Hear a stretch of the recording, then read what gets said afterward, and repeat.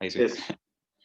Es, Bueno, esta semana nos corresponde ir avanzando ya en el capítulo 21 del Evangelio de Mateo. La semana pasada, gracias a la ayuda del Señor, pudimos terminar el capítulo 20.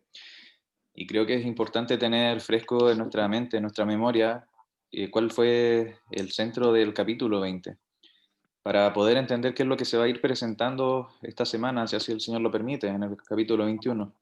Y lo cierto es que en el capítulo 20 vimos durante, creo que fueron 3 o 4 semanas, diversos encuentros, diversas situaciones que se fueron presentando entre el Señor y sus discípulos principalmente. Vimos en una primera instancia cómo es que el Señor les expone a los discípulos cómo es que el reino de los cielos es semejante a un señor de una viña.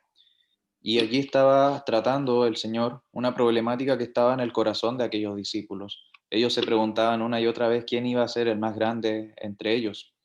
Y estaba imperando en sus mentes esta idea de que el más grande en el reino iba a ser quizás quien más méritos hacía. Pero lo cierto es que el Señor comienza a explicarles de que no es así, no es como funciona el reino de los cielos, no es como el reino de los cielos opera, sino más bien el reino de los cielos es completamente distinto a los reinos que nosotros conocemos de este mundo. Vimos también la semana pasada cómo es que los discípulos quizás estaban muy influenciados con lo que ellos veían a su alrededor. Si nosotros tenemos presente, en aquellos días Israel estaba siendo gobernada por el Imperio Romano. Y ese imperio era un imperio sumamente sangriento que se imponía por fuerza, en donde el poder político estaba a la base. Pero lo cierto es que el reino de los cielos era tan diferente. Y el Señor les explica, luego de que hace referencia en esta parábola de que el mayor iba a ser eh, perdón, en la parábola les explica de que los últimos iban a ser como los primeros, no iban a haber una distinción, no iba a haber un trato preferente, sino que todos iban a recibir de lo mismo. Luego de esto el Señor les vuelve a explicar sobre su partida, sobre su muerte. Y finalmente vemos de que cuando se acerca la madre de Santiago y de Juan, pidiéndole que pusiese a uno de sus hijos a su izquierda y al otro a su derecha, el Señor les expone una gran verdad que se encuentra en el versículo 25 del capítulo 20. Creo que ese era el versículo que englobaba como el núcleo del capítulo 20, porque confronta la realidad y el pensamiento de los discípulos. El versículo 25 dice así: entonces Jesús llamándolos dijo, sabéis que los gobernantes de las naciones se enseñorean de ellas y los que son grandes ejercen sobre ella potestad. Mas entre vosotros no será así, sino el que quiera hacerse grande entre vosotros será vuestro servidor, y el que quiera ser primero entre vosotros será vuestro siervo. Como el Hijo del Hombre no vino para ser servido, sino para servir y para dar su vida en rescate por muchos.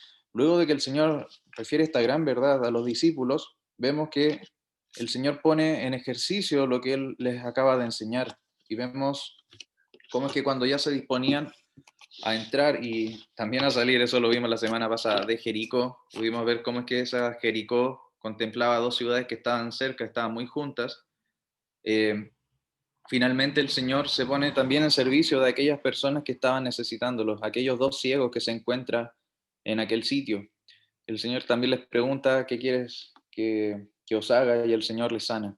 Y no solamente les da sanidad física, sino que también había un elemento no menor y era que los ciegos ya proclamaban con un título mesiánico que el Señor era a quien ellos estaban esperando. Y nos dice la Escritura que luego de esto los ciegos le siguieron. Entonces, el capítulo 20, para hacer quizás como la síntesis, lo que nos estaba presentando era que los discípulos seguían con una temática en sus corazones, seguían con un pensamiento muy carnal, pero el ministerio público del Señor ya estaba llegando a su término y era necesario, era urgente de que los discípulos comprendieran de que el reino de los cielos no era como ellos estaban pensando, sino que el reino de los cielos primaba el servicio y el amor los unos con los otros. Y el Señor se los demuestra de una manera muy palpable al sanar a estos ciegos. Y es teniendo esto en perspectiva que quería invitarles a leer los primeros versículos del capítulo 21. Quería pedirle a Felipe si puede proyectar ahí en la pantalla, por favor, el capítulo 21 y si lo puede leer, por favor, hasta el versículo 11.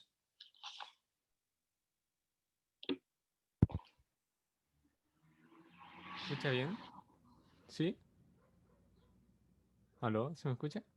Sí, sí. Sí, bajito eso sí, pero sí, Ah, ya. Por ahí debe ser. ahí sí. Ya dice, Cuando se acercaron a Jerusalén, vinieron a Betfagé, al monte de los olivos. Jesús envió 2 discípulos, diciéndoles: Id a la aldea que está enfrente de vosotros, y luego hallaréis una asna atada y un pollino con ella. Desatadla y traédmelos. Y si alguno os dijere algo, decid: el Señor los necesita, y luego los enviará. Todo esto aconteció para que se cumpliese lo dicho por el profeta cuando dijo: Decida la hija de Sión, he aquí tu rey viene a ti, manso y sentado sobre una asna, sobre un pollino, hijo de animal de carga. Y los discípulos fueron e hicieron como Jesús les mandó, y trajeron el asna y el pollino, y lo pusieron sobre ellos, y pusieron sobre ellos sus mantos, y él se sentó encima. Y la multitud, que era muy numerosa, tenía sus mantos en el camino, y otros cortaban ramas de los árboles y las tendían en el camino. Y la gente que iba delante y la que iba detrás aclamaban diciendo: Hosana al Hijo de David, bendito el que viene en el nombre del Señor, Hosana en las alturas. Cuando entró él en Jerusalén, toda la ciudad se conmovió, diciendo: ¿Quién es este? Y la gente decía: Este es Jesús el profeta, de Nazaret de Galilea. Gracias, Felipe. Eh, si es que puedes subir un poquito, porfa, para ir viendo los primeros versículos del capítulo. Esta porción, si bien contempla solo 11 versículos, guarda mucha riqueza. Quizás suena muy reiterativo, siempre digo lo mismo, pero lo cierto es que el Evangelio en sí, la Escritura, nos presenta mucha riqueza espiritual de la cual nosotros podemos nutrirnos. Creo que ahí se va cumpliendo lo que la Escritura nos dice, que son insondables verdaderamente. Y es algo que a mí me ha maravillado, porque en la medida que voy leyendo pequeñas partes y empiezo a investigar un poco más, me asombra la exactitud, me asombra cómo es que el Señor preparó toda esta obra desde la eternidad. Aún en los pequeños detalles hay una información que es maravillosa. Y con eso en perspectiva, quería que pudiésemos revisar lo que es primeramente la primera mitad del versículo 1, la primera mitad solamente. Al principio dice: cuando se acercaron a Jerusalén y vinieron a Betfagé. Hasta ese nombre, personalmente no sabía bien a qué significaba, qué alude el nombre de Betfagé, pero como les señalaba, las escrituras guardan un sentido, un propósito, que nos apuntan finalmente a la obra que Cristo ha hecho en favor nuestro. Y aún en esos detalles, aún en los lugares donde el Señor anduvo, nos hablan de lo que Él habría de realizar. Betfagé era un sitio que quedaba muy cerca de Betania. Betania quizás es más familiar, es más oído para nosotros. Betania era el lugar donde vivía Lázaro con sus 2 hermanas, Lázaro aquel que fue resucitado. Pero Betfagé quedaba muy cerca, quedaba en el camino que iba desde Jericó hacia Jerusalén.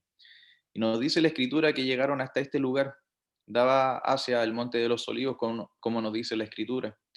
Y Betfagé, su nombre significa casa, que significa Bet. Fagé significa de la higuera no maduras. Y es algo maravilloso porque cuando consideraba el nombre y veía el concepto tan, o la característica de dicha casa, era algo para considerar. Decía que son las higueras no maduras.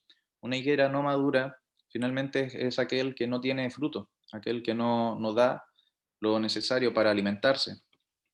Hay hermanos que posteriormente ligan lo que ocurre más adelante en este capítulo, cuando el Señor maldice una higuera. Piensan algunos estudiosos de que ocurrió en este sitio, en Betfagé.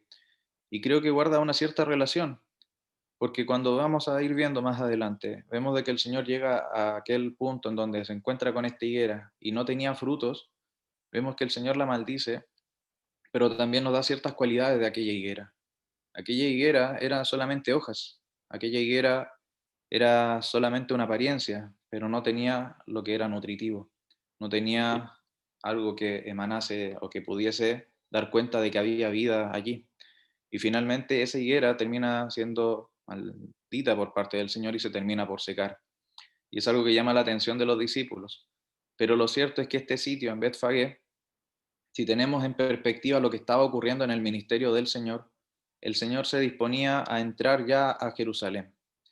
Y sabemos hoy en día de que en aquellos días, cuando el Señor se estaba disponiendo a entrar a Jerusalén, no era un momento ordinario.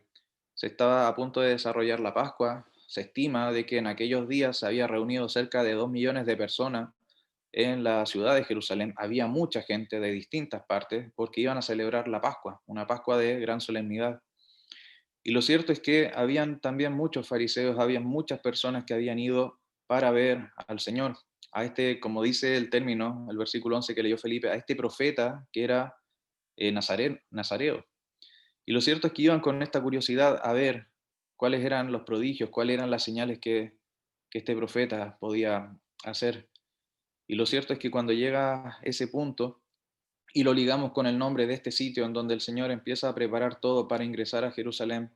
Y vemos que este sitio en donde el Señor se detiene, que es Betfagé, aquel lugar que se llama o que significa casa de la higuera sin madurar, podemos entender de que el Señor se estaba a punto de adentrar a una ciudad llena de personas que estaban sin madurar, no tenían a Cristo, no tenían a Dios en sus corazones, se deslumbraban quizás por los ritos, se deslumbraban por las acciones que ellos podían hacer, se glorificaban por llamarse buenos entre ellos mismos, por confiar en su propia justicia como lo hacían los fariseos, pero verdaderamente no había vida en ellos. Y es algo increíble porque lo que vemos luego, lo que ocurre posteriormente con aquella higuera, da cuenta de lo que ocurre en el corazón de muchas personas que tienen una fe más bien religiosa, o tienen una confianza depositada en algunos aspectos, pero no creen plenamente en la persona del Señor Jesucristo. Son como aquellas higueras que son hojas que no hay fruto. Y lo cierto es que en ese punto, cuando el Señor se estaba a punto de disponer para entrar en Jerusalén, nos dice la Escritura de que envía a 2 discípulos. Y ahí ya pasando quizás a un segundo aspecto de esta porción, podemos ir considerando la omnisciencia que tenía el Señor de todo lo que estaba ocurriendo a su alrededor. La omnisciencia, esto lo vimos en la clase para jóvenes del día sábado, significa el total conocimiento que tiene Dios de todas las cosas, tanto del pasado, del presente y del futuro. Y vemos de que el Señor les da una instrucción sumamente clara a los discípulos. Les dice, id a la aldea que está enfrente de vosotros y luego hallaréis una asnatada y un pollino con ella, desatadlas y traédmelo. Y si alguien os dijere algo, decid, el Señor los necesita y luego los enviará. Si no me equivoco, es el Evangelio de Lucas, quien refiere que efectivamente esto ocurre de la misma manera en que el Señor les estaba planteando a estos discípulos que iba a suceder. Van los discípulos y se encuentran con unas personas y las personas le preguntan qué estaban haciendo y los discípulos le dan la respuesta que el Señor les había entregado y vemos de que ellos no ponen resistencia y finalmente llevan al asna y al pollino para que el Señor pudiese hacer ingreso en Jerusalén. Y allí vemos el completo control de parte del Señor. Me maravillaba porque incluso en esos momentos vemos que el Señor ya estaba cumpliendo no solamente con las escrituras, con lo que ya se refería en el Antiguo Testamento acerca de él, sino que el Señor también estaba en un pleno control sobre los eventos que se estaban sucediendo.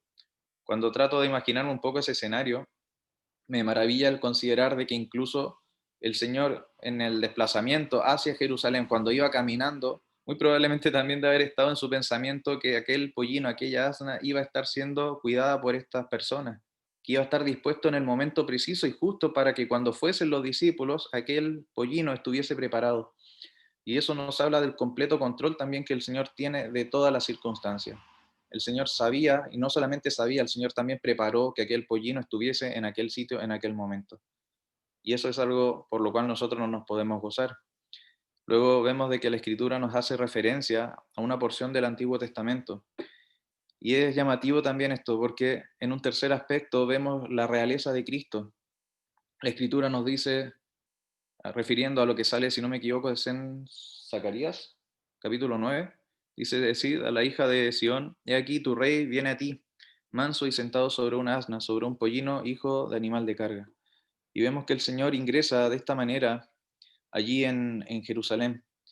Pero lo cierto es que el Señor, si bien en esta porción no lo refiere, el Señor cuando se enfrenta a la ciudad, creo que es en el Evangelio de Juan, nos dice que al momento en el que llega a Jerusalén, el Señor llora, llora por lo que habría de ser sobre esta ciudad y refiere con mucho pesar, oh, si es que hubiese sabido Jerusalén lo que habría sido para su paz el hecho de haber conocido aquel día. lo que significaba que su Salvador estuviese entrando en aquel sitio. Pero es llamativo porque si bien las personas muestran una actitud de acogida, de recepción, vemos que las personas estaban con ramas, estaban extendiendo sus mantos sobre o encima para que el Señor pudiese pasar enfrente de ellos y le estaban aclamando.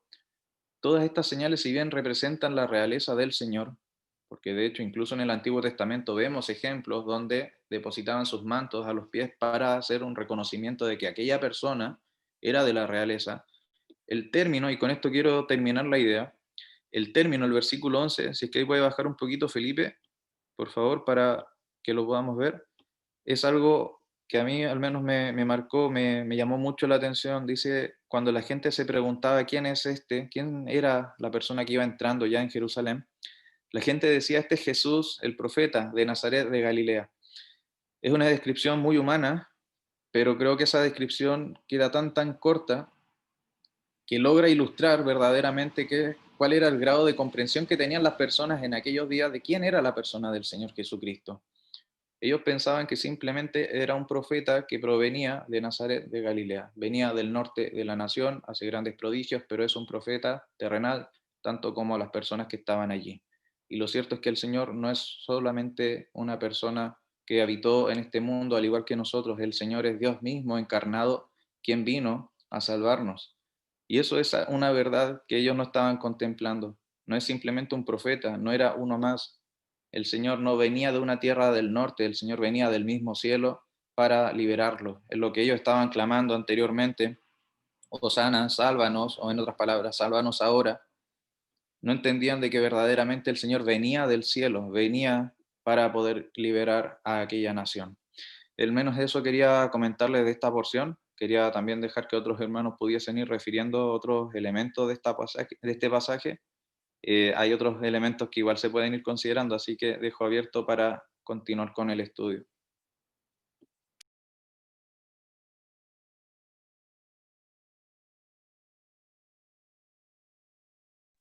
Hola Felipe,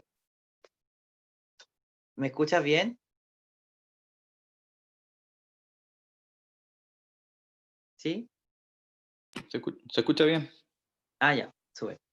Bueno, este pasaje, ¿no es cierto? Es súper cachado porque, por ejemplo, dice que por ejemplo, lo que respecta a lo que se dice, que el Señor entrará, dice manso y sentado sobre un asna, sobre un pollino, hijo de animal de carga. Fíjense ustedes que cuando se hace la mención del rey de Dios, de la naturaleza de Dios realmente, porque esto es parte de la misma naturaleza de Dios, cómo contrasta, pero completamente con lo que nosotros anhelamos o con lo que nuestra carne anhela. Lo que nuestra carne anhela, las cosas en las cuales nosotros nos asentamos, nos afirmamos.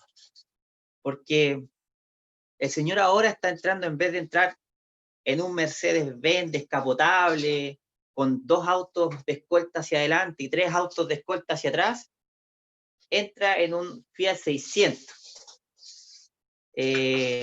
Entra completamente humilde, no aferrado a ningún estereotipo de poder humano, no preocupado para nada del qué dirán referente o a lo que podría sembrar la duda de este rey que entra en esta condición tan humilde. De hecho, este es una contraposición tremenda frente a algunos que incluso hacen, como dice la Biblia, mercadería de las ovejas, o sea, buscan lucrar con el Evangelio, buscan riqueza material, buscan reconocimiento carnal, buscan la seguridad que da el mundo. Y nosotros tenemos a nuestro rey que entra manso, dice, y sentado sobre una asna, dice, sobre un pollino, hijo de animal de carga. dice que tremendo porque él contradice todo lo que nosotros muchas veces, nuestra carne busca. Y justamente en esto yo pienso que nos traslada a la libertad que nos da el Señor. O sea, que nosotros nos olvidamos que no estamos atados a tener o no tener un auto. No somos más, perdón, o no somos menos por no alcanzar lo que el otro ha alcanzado, materialmente hablando. No somos menos por no tener, no sé, un estudio universitario, no tener una pega que ganemos tanto valor de dinero. No somos menos por eso. Y el Señor nos enseña esto, y esto lo reafirma. Imagínense que esta entrada triunfal, o sea, la gente se regocijaba, y nosotros también podríamos regocijarnos hoy día, ahora, junto con Él, con esta multitud, y hacernos parte de este reconocimiento. No un reconocimiento al poder militar, no un reconocimiento al poder físico o nada, sino que el reconocimiento de la libertad que da Dios a través del Señor Jesucristo. ¿Qué es lo que nosotros tenemos en Cristo? Imagínense, nosotros tenemos nuestro Salvador que no es como los de acá, no es como los de la tierra. Realmente en esto muestra el Señor su grandeza, realmente. No ha apoyado en nada, ni en el dinero, ni en la plata, ni en el oro, ni en las vestimentas bonitas o reales, sino que entra así. Y por eso nosotros tenemos libertad. Imagínense que el Señor Jesucristo nació en un pesebre. No sé si lo habíamos comentado acá, pero yo me recuerdo haberlo comentado con alguien la semana pasada o estos días, que realmente si yo hubiera sido José, lo más probable es que yo hubiera terminado renegando de Dios, porque yo digo, ¿por qué si es hijo de Dios y el que iba a nacer, por qué permitía que naciera en un pesebre? Pero eso, imagínense, nace en un pesebre el Señor, pero también el Señor ahí manda a los magos a dejar a adorar al Señor. O sea, como el Señor, la realeza de Dios no es la realeza del hombre. Y nosotros nos debemos regocijar por eso, hermanos, porque nuestra felicidad no depende de la cantidad de plata que nosotros tengamos en el bolsillo. Y espero que el Señor siempre nos ayude a encontrar ese regocijo de ver solamente al Señor Jesucristo, no solamente ahora entrando en Jerusalén, no solamente entrando en nuestros corazones, sino que es porque el Señor habita en nuestros corazones. Y eso ojalá, pucha, yo deseo que el Señor pueda llenarme de ese sentir, de esa felicidad de tener al Señor sencillo, pero con todo su poder, de su salvación, de lo que significa, de que nos vamos a ir al cielo, en nuestros corazones. Y dejar todas estas cosas, de dejar atrás realmente ocupaciones del mundo, de tener, no tener o lo que sea, sino que confiar plenamente, primeramente alegrarnos en la venida podamos entender eso de la provisión del Señor y todas esas cosas. Eso, Felipe. Me permiten solamente cortito, quisiera hacer un alcance, gracias Cristóbal. La verdad que cuando uno ve al Señor en la humildad que entra, y el Señor vino así, dice la Escritura que a los suyos vino y los suyos no le recibieron. ¿Ya? Tal vez esperaban que el Mesías, el ungido del Señor, viniera montado en un caballo blanco, viniera con un ejército y viniera para libertarles de la esclavitud del Imperio Romano. Pero el Señor tenía otros planes, tenía otros propósitos. Ahora, cuando se acercan a Jerusalén y vienen a Betfagé, nos dice la Escritura que el Señor Jesús envió a 2 discípulos. Ahora, cuando comienza a prepararse el escenario, si lo viéramos así humanamente, están haciendo toda la escenografía para que se entre en escena el rey, para que entre en escena el rey. Y el Señor los envía a la aldea. Veamos cómo se van suscitando las cosas. Los envía a la aldea Y el Señor le dice, id a la aldea que está enfrente de vosotros, hallaréis una asna atada. Como decía Felipe, en la omnisciencia del Señor, el conocimiento anticipado de las cosas que han de suceder. Como el Señor tenía preparado todo, absolutamente todo. Gálatas 4:4 dice, habiendo venido el cumplimiento del tiempo, Dios envió a su Hijo nacido de mujer. Lo envió. Pero juntamente con enviarlo, ¿quién está moviendo todas las piezas del tablero? Es Dios mismo, en su omnisciencia. Allí, en el libro de Jeremías, el capítulo 3 dice, ¿sucederá algo que el Señor no mandó? ¿De la boca del Señor no sale lo malo y lo bueno? ¿Sucederá algo que el Señor no mandó? Ahora, encuentra el asna atada y también con un pollino. No tan solo el asna, sino que con su cría, el asna y su cría. Para que haya habido un asna con su cría, necesitaba un tiempo determinado para que la asna preparada para aquel momento hubiera tenido la cría, ¿ya? Y debían también los dueños ceder a la petición del Señor. Si alguien nos dijere algo, decirle, el Señor los necesita. Podríamos deducir de que serían creyentes. Alguien podría decir, no, pero si eran amigos del Señor. Y luego los enviará. Estaba abierta la puerta. Pero ahora hay algo más, que todo esto aconteció para que se cumpliese lo dicho por el profeta cuando dijo, decida la hija de Sión, he aquí tu rey viene a ti, manso y sentado sobre un asna, sobre un pollino, hijo de animal de carga.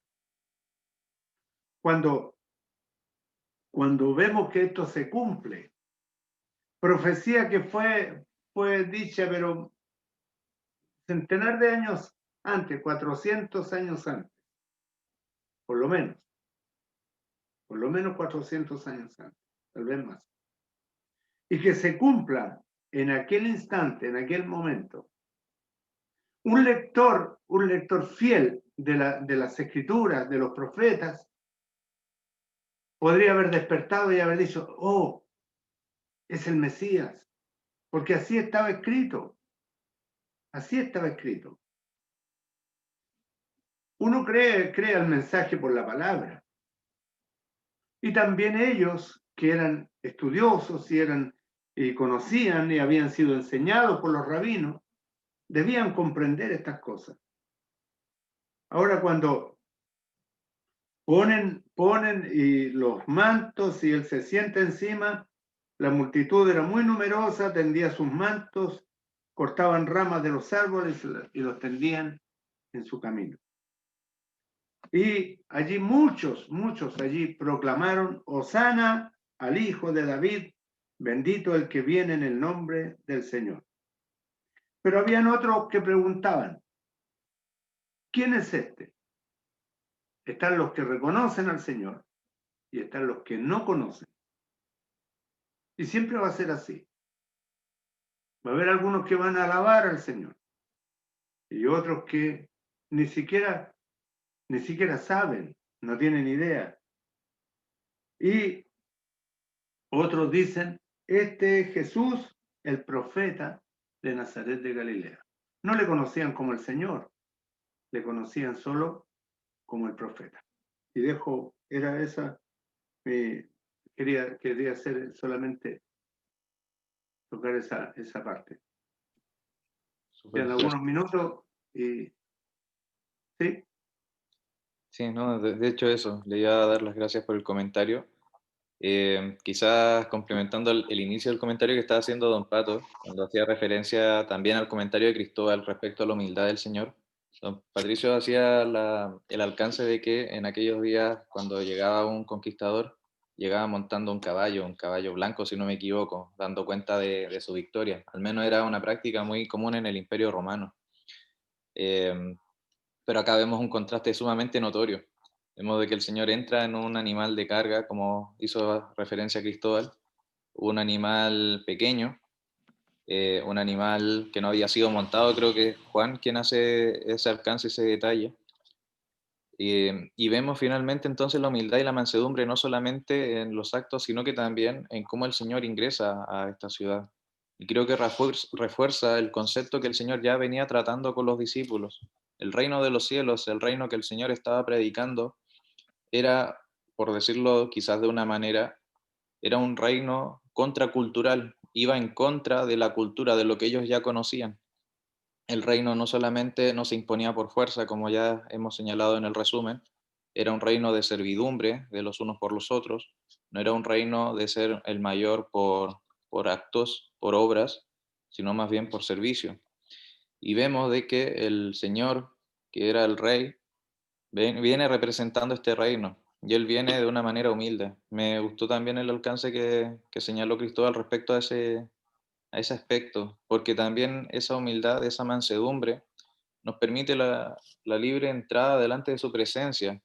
Quiero que igual se queden o se hagan el ejercicio reflexivo, cuán difícilmente nosotros nos aproximamos cuando las personas están quizás en una posición jerárquica o en un aspecto más formal que pareciera ser distante. Por ejemplo, en un contexto laboral, cuando uno tiene que, no sé, entrevistarse con un gerente o con alguien que está como mucho más arriba en la jerarquía organizacional, intimida un poco más. Pero vemos de que el Señor llega en humildad, como quien uno puede acceder fácilmente, sin tanto formalismo, sin tantas reglas, sin tantas cosas.